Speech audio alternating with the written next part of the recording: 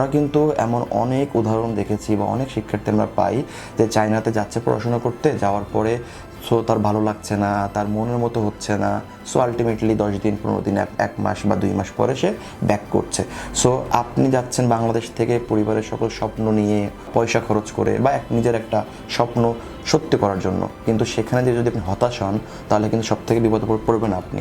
So যাওয়ার পরে হতাশ হওয়ার আগে আপনাকে অবশ্যই কিছু জিনিস মাথায় রাখতে হবে, যে জিনিসগুলো আপনার সাথে যেন না ঘটে, বা যদি ঘটেও তাহলে আপনাকে আগে মেন্টালি প্রিপারেশন নিতে হবে। সো কী কী হতে পারে এবং চায়নার ডিপ্লোমা প্রোগ্রামের ক্ষেত্রে কোন কোন জিনিস মাথায় রাখলে আপনার জন্য সবথেকে বেশি সুবিধা হবে।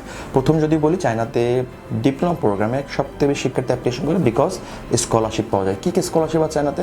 চায়নাতে ডিপ্লোমা প্রোগ্রামের জন্য আপনার tuition fees free, hostel fees free, অথবা tuition fees free, hostel fees বাৎসরিক 20,000 থেকে 40,000 টাকা। যদি এটাকে আমি মাসে হিসাব করি তাহলে মোটামুটি 2,500 টাকা থেকে আপনার হয়তো বা 4,000 টাকা বা 3,000 টাকা মাসে খরচ যায়। বাট